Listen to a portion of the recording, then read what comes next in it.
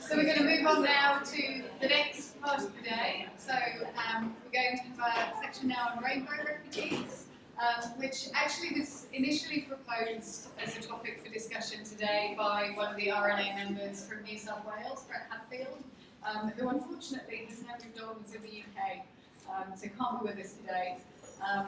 But I'd like to hand over to Gianna from True, who's going to give an overview of the subject, and then we're going to move on to our little panel discussion. Right, so thank you very much, Gianna. Thanks, Cyril. Can you hear me at the back, Alex? So can you just put your hand up at some point if you can't hear me, and I can always revert to the microphone, but it's a bit far away from you all. So thank you for having me here today.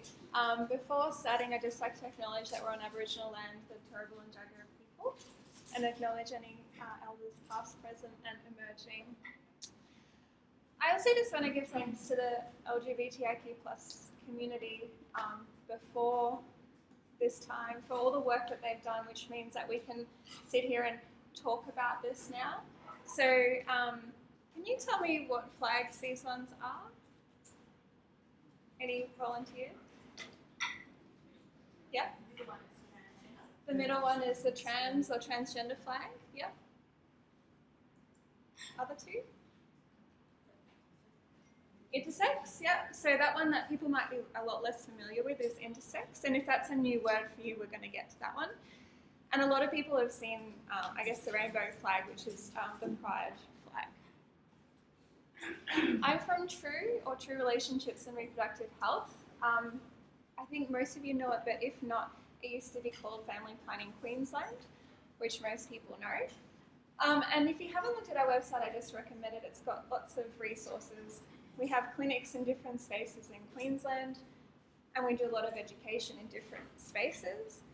My very small team is a culturally responsive health team. So it's migrant and refugee, sexual and reproductive health, also including international students and travellers as well. And maybe something of use is if you're working with interpreters, we have face-to-face training and webinars for interpreters on reproductive and sexual health, and we look a lot about values and beliefs and just basic health literacy in that space. So if you want to recommend anyone, that training's free, and we have a waiting list and good feedback from that, so I just encourage you, if you're working with interpreters, to, if they need some education in that area, that we'd really love to have them along. So there's a lot of language in this space. So I'm going to use LGBTIQ plus today because it's the most recognised in Australia, but also just recognising that you might see different language in academic research, and internationally you might see different language as well. And I don't want to overwhelm you with all the languages, just recognising that it is a complex space in terms of language. And then we'll get to, I guess, culturally or linguistically how, but I guess, additional challenges to that. But just acknowledging it's quite a lot of words, quite a lot of new language for some people. And I won't go into policy because of time, but that our work is based on this policy, and if you're interested, you can always contact me and just ask for any information on that. So for some of you, this is going to be really familiar. So I guess just bear with that, but you might know this knowledge already, you might know this already. And for some of you, parts of it will be quite new, but we just want to cover it so that everyone's, I guess, on the same page.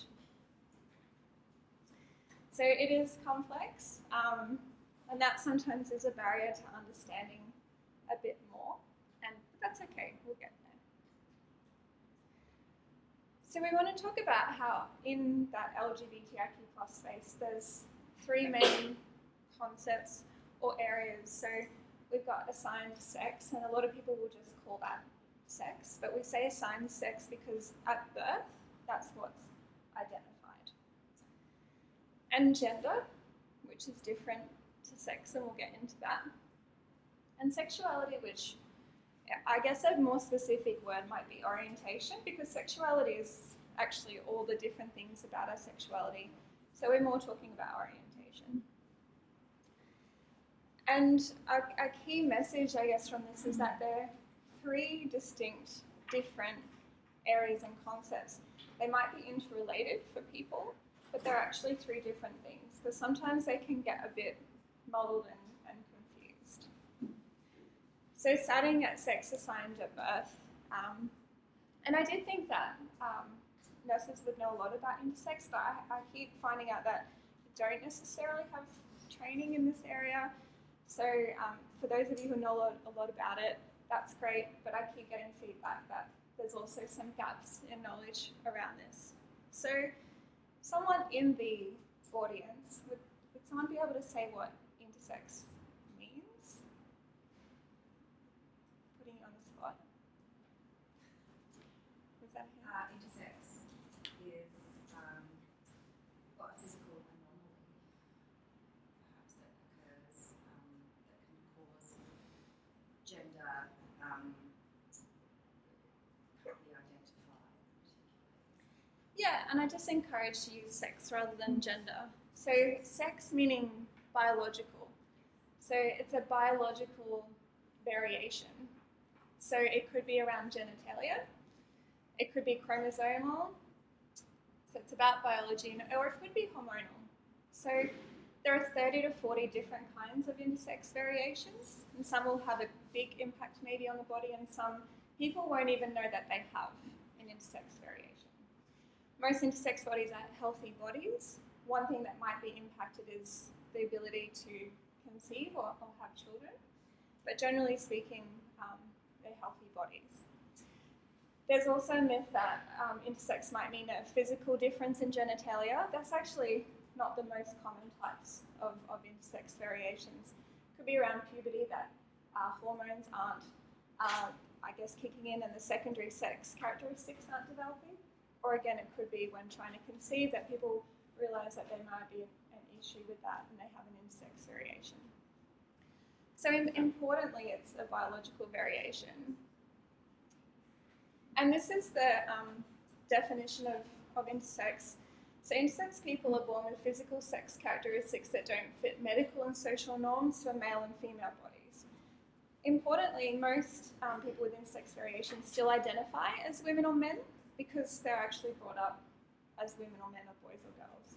So it's very different to trans or transgender. So it's a biological variation. And culturally, there's such diversity in how people have interpreted what intersex means all around the world. So in some countries, intersex babies may be killed historically as well. And in some cultures, people might be venerated or celebrated because of that difference. So it's really quite diverse. In Australia and in a lot of Western countries, there's a lot of human rights movement to, stop surgery at birth or in childhood to make someone's body conform to male or female, because most adults, over 90% of adults that have had that intervention have regretted that later in life. So I guess just an awareness that people with intersex variations may have had medical intervention that they did not want, and that could cause issues for them. So that's intersex, and I encourage you to keep looking at it. We don't have a lot of time today, otherwise we could talk a lot more about it. So going to throw it back out to you, how would intersex and then trans or transgender be different to each other? Don't be shy. It's a safe space, and no one's going to be upset if you get it wrong. Well, on the outside, people cause stress. That's what people prefer to dress differently, maybe to the gender that they were born. So that's the outside physical display of how they feel about themselves. So part of gender might be your expression, how you wear and how you move in the world, I guess. So absolutely part of gender is about expression. So a big difference is that gender is a very cultural concept and it's about identity. So expression, as you were saying, identity is just how you feel, like I just know that I am a woman. And roles, so there are gender roles in every culture, whether they're more traditional or not, they exist.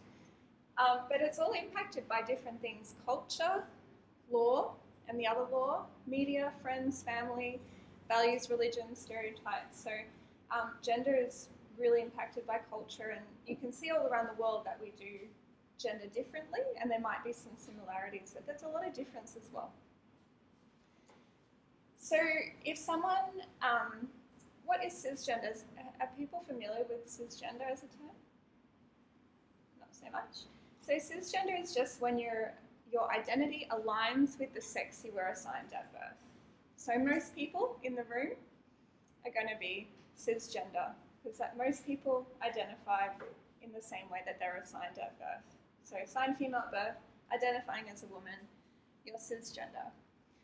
Trans, non-binary, and gender diverse are all just terms that describe identities and people whose gender does not align with what they were assigned at birth. And that comes from Latin, so cis means on the same side and trans means on the other side. And it can be really powerful knowing that word cisgender, because I've heard people being described in the past as transgender people and normal people. And that can be really alienating and not feel really good. So there's actually ways that we can use to describe it that doesn't other people. And all around the world this is different. So in South Asia there is, I guess, a third gender, or how we in Australia would interpret that is trans women. So people who are assigned male at birth but live as women and identify as women. In Native America, North America, there are 3 or 4 different genders where, again, people, I guess their identity is different to what they were assigned biologically at birth. In Indonesia, there's a culture that has 5 different genders recognised in their culture. A lot of people always say, what do you mean, what 5 genders? So in, again, a Western term, this would be cisgender women, cisgender men, transgender women, transgender men, and an androgynous gender as well. Italy, just historically, because that's my culture, has also had, I guess, a different gender where people assigned male were more feminine, lived in women's roles. So a lot of places might historically have a different gender that's changed over time, and concept of gender does change over time. And Mexico also, and Pacific Islands. So Fa'afafine is a really common identity, which again is people assigned male at birth but living as girls or women and involved in traditional women's roles. And same in Australia, sister girls in some Aboriginal communities before colonisation was a recognised gender, again of men, people assigned male at birth, who are living as women and involved in women's business and women's stories. And brother boys is perhaps a more modern kind of term, but for people assigned female and identifying as men that are also Aboriginal or Torres Strait Islander. So just pointing that all around the world we actually see gender differently, and some people coming to Australia will find how we see gender liberating, and some people coming will find it really restrictive because it's actually really different to their culture. So just, I guess, keeping in mind we all do gender differently, and people might not use the word trans. I've met Fa'afafine who don't consider themselves trans, they consider themselves women, but they're Fa'afafine. So language can be complex, and it's very personal how people might use language. So we can learn a lot about language today, which helps our work, but ultimately, who are the people we're working with, and what do they use and what do they mean by that? And then we have sexuality or orientation. So you may have noticed in the middle we're always starting with, in Australian, I guess, dominant culture, what is considered to be the norm. And sexual orientation is behaviour, so who people are having relationships with and sexual activity with. It's about identity, so again those words like I identify in this way, so where language is important. And attraction, so who people feel attracted to. And some of the identities people might have is lesbian, gay, bisexual, queer, and there are many other ones as well. They're just the more common ones. And I think an important part here is recognizing that, say, identity and behavior can be really different. So you can have a woman that identifies as a lesbian that has sex with men. You can have a man that identifies as heterosexual that has sex with other men. So that identity can be really important to people and it can give them strength, but it doesn't always tell us, I guess, things that we may need to know if we're doing a sexual health assessment or something like that. So just recognizing that identity and behavior don't actually always have to match for people.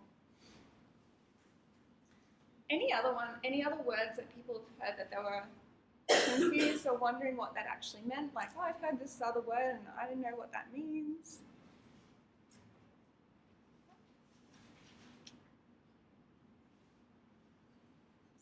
I guess another little note on queer is that that word has been reclaimed by a lot of queer people and queer community, but some people might still find that offensive. When we work with older population or people that live more rurally, that word might still have stigma for them. So just to be, I guess, careful and mindful that we're using the language that they're using with us.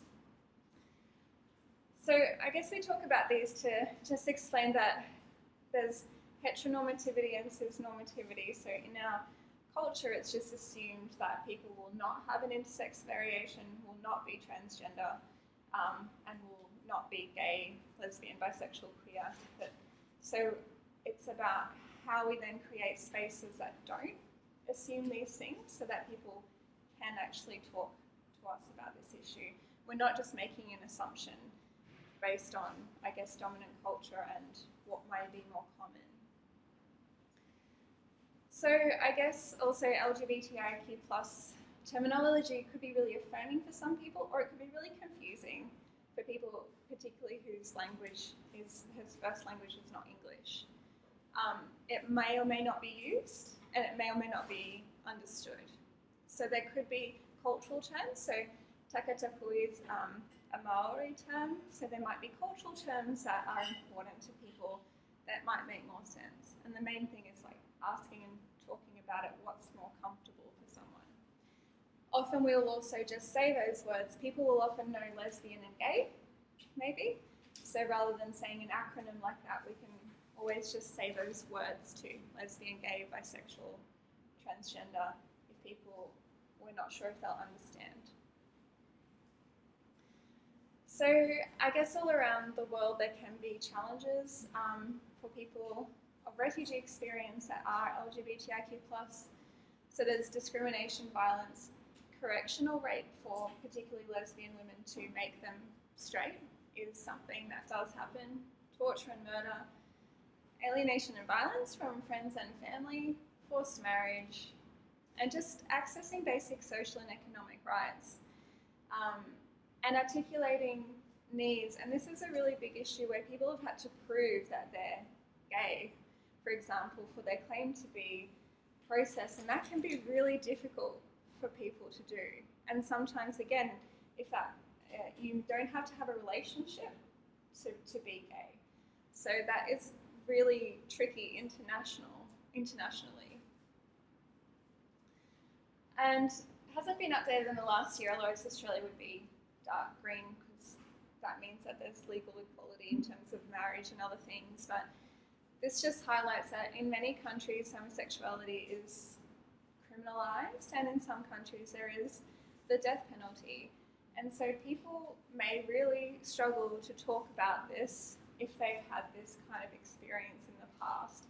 And we really need to prove that a space is safe, because without showing that a space is safe, there are just so many barriers to actually talking to someone about it if you've faced this discrimination or fear in the past.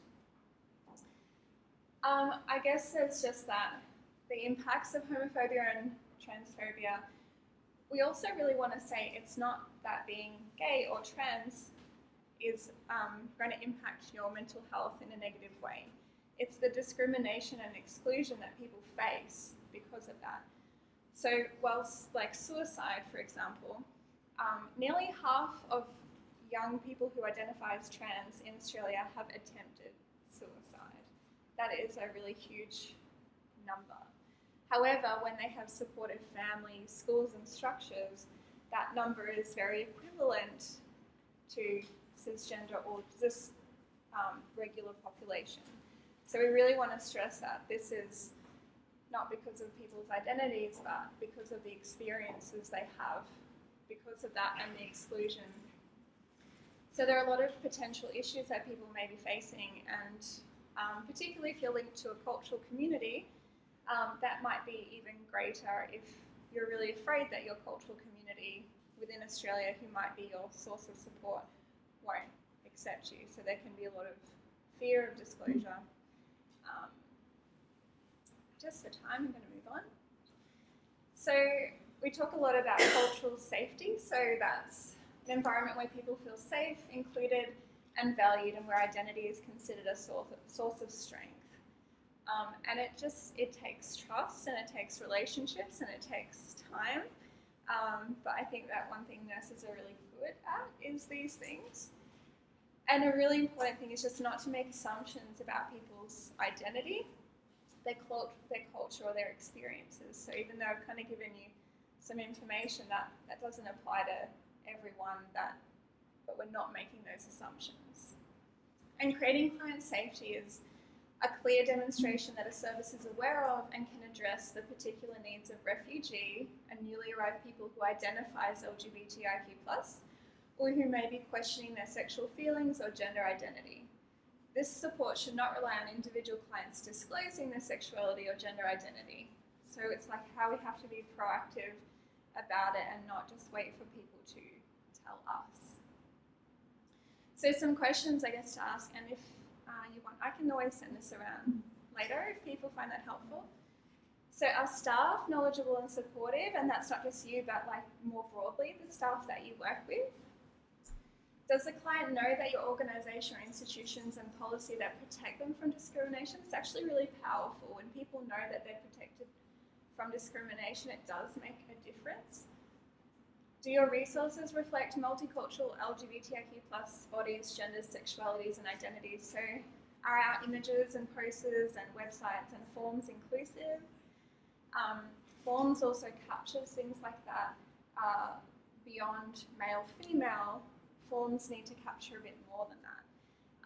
Also recognising some people might struggle to put that on a form. So there also needs to be other opportunity to talk about it that's not like this box that people need to tick or fill in when they don't know what, or they might have a family member with them or an interpreter and not feel comfortable. So there need to be a few different ways.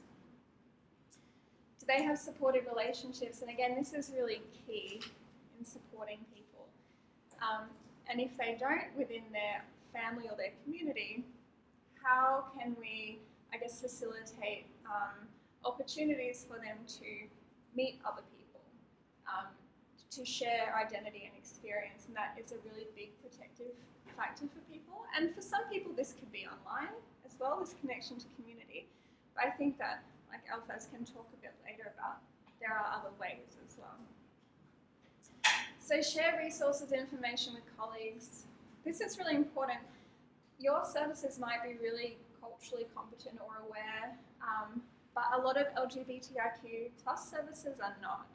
And I think that a lot of really trying to become more, but whenever you have opportunities, is there potential for collaboration where you help each other out, where they can be more competent in working with clients that are from refugee background.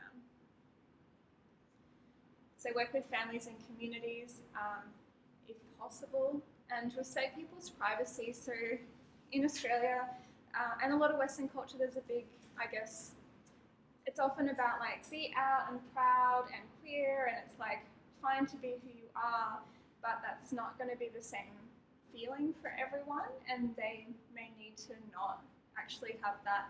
They may need to keep confidentiality, or they may just not be ready yet. So just respecting where people are in their journey. Support inclusion and challenge discriminatory behaviours. Always refer to people by their name and pronouns. So pronouns are he, she, they. So asking how someone wants to be referred as is really important. Also, just on a tricky note, some languages don't have he, she, they just have they, which is gender neutral. So just being like Mandarin just has they. So for some people, that's an odd concept anyway, that we would have he, she, and they. But this is very powerful, and one of the easiest ways that you can affirm someone's identity is actually using their pronoun and name, if it's perhaps even different to like legal documentation. We all make mistakes. It's okay. It's just about how do we like quickly apologize for that and move on and do better. Don't be afraid of making mistakes. We all do. It's just continuing to learn. We'll never kind of know how to act in every situation. And also, identity might not be in conflict and can be a source of strength. So I've also met a lot of people from refugee and migrant background where their families have been amazingly accepting and supportive. And so sometimes it's not useful to assume that people won't have that support. For some people, it's taken a bit of time, but that can be the same for any individual and family. I guess these are just some referral pathways and connections that are LGBTIQ+. They're not specifically multicultural though. So, I have met, say, a young person who didn't feel comfortable going to this service because their culture and their experience wasn't represented in the staff, in the young people, in the language of that service. So just recognising that it still might be a really hard thing for people to access these services, and what can we do? And we do education with these services too, but I guess what can we do to make that a more accessible space, and what resources can you share on cultural safety or humility or competence that might help these services? Whoops. And these are some multicultural LGBTIQ+ resources. So that's an Australian-wide one, but you can often find links to other groups, which is great. Ethnic LGBT is the main person is based near Brisbane, and they have events and different things, and just people's stories online, which is really nice. And sometimes it's just about hearing the story of someone else that will make you feel a lot better and safer and connected. Rainbow Hub, I realise that we're talking about people from refugee background, but it is for international students, just in case you come across someone that might have both of those experiences.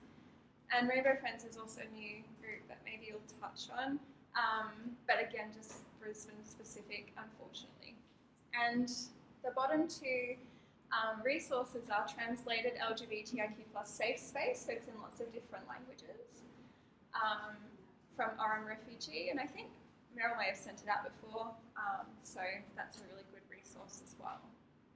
So I think that's my time, isn't it? So, and I'm really looking forward to hearing more from both of you, and I can be contacted on this. I will also send this through, so if you have any questions, I'm really happy to be contacted about that as well, but my time's up. So.